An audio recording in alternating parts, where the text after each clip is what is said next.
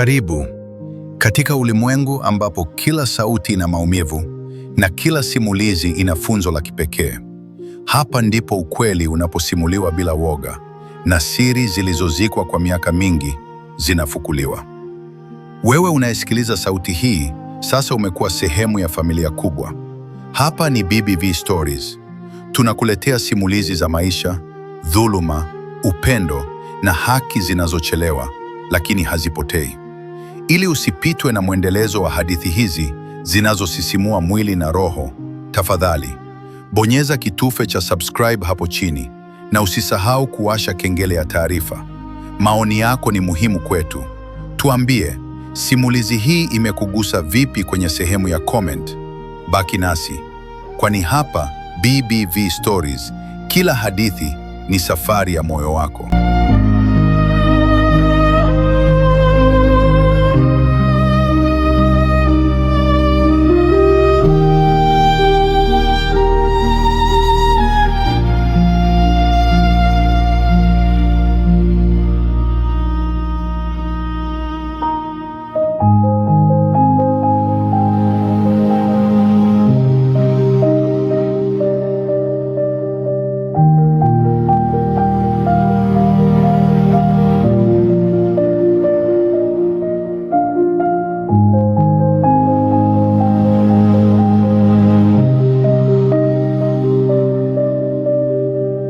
Mimi ni msimulizi wako, Victor Rashid.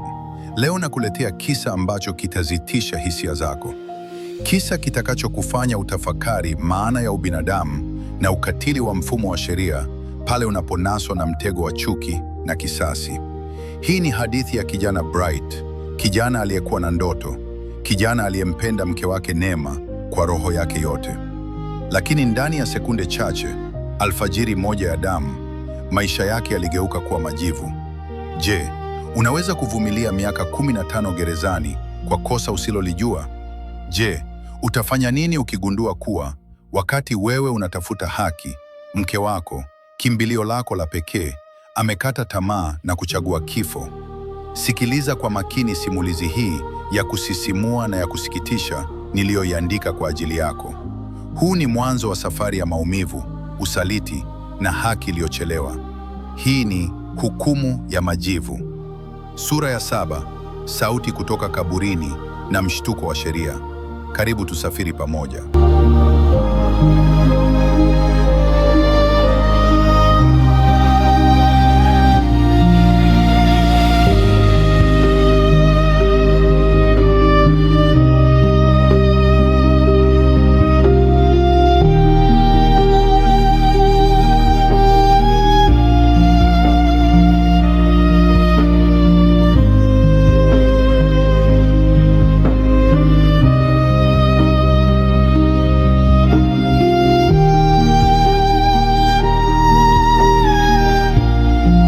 Kijiji cha Kibaoni kilikuwa kimegubikwa na harufu ya ajabu.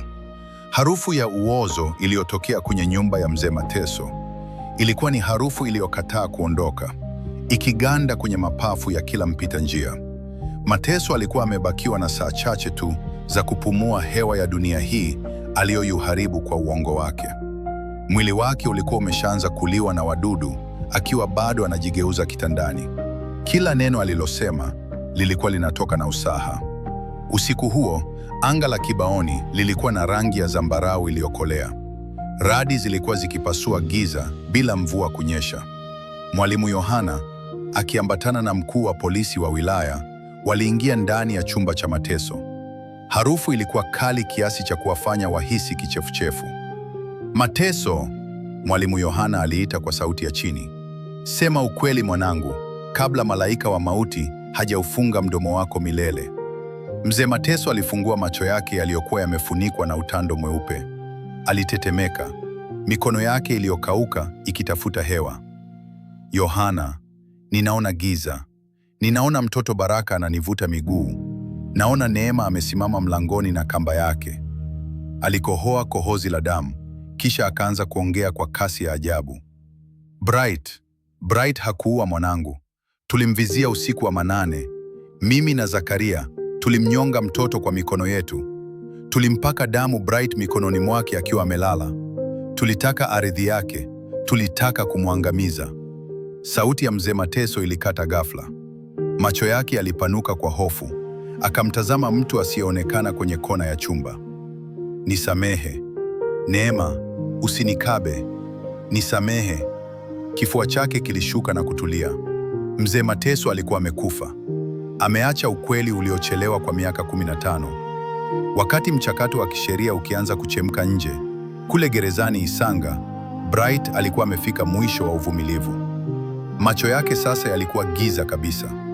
Hakuwa akiona hata mwanga wa taa ya koridoni.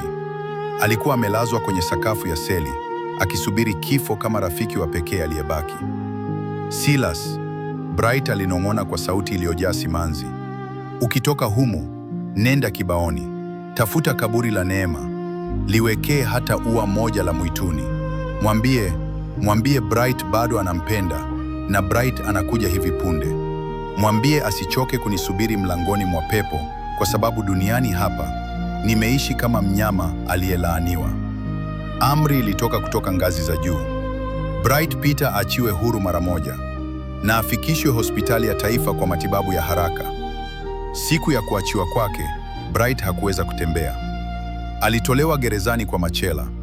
Alipofika kwenye lango kuu la gereza, upepo wa nje ulimpiga usoni kwa mara ya kwanza baada ya miaka 15. Alivuta pumzi ndefu, kisha akaanza kulia kwa sauti kuu. Sauti yake ilikuwa ya kuumiza, sauti ya mwanadamu ambaye uhuru wake umekuja wakati yeye ameshabaki majivu. Waandishi wa habari walimzunguka. Bright alinyanyua mkono wake uliokauka, akitafuta uso wa mtu aliyemjua.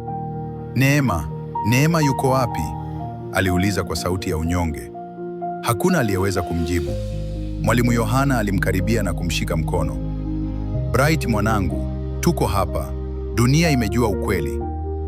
Mwalimu, Bright alinong'ona, machozi yakimtoka kupitia macho yake yasiyoona. Ukweli umekuja, lakini mke wangu yuko wapi? Mwalimu, niambie, Neema amenisubiri. Mwalimu Yohana alishindwa kusema neno. Alikumbatia mifupa ya kijana yule na kulia kwa uchungu. Bright alikuwa huru kimwili, lakini roho yake ilikuwa bado imefungwa kwenye kitanzi kile kile kilichomchukua mke wake.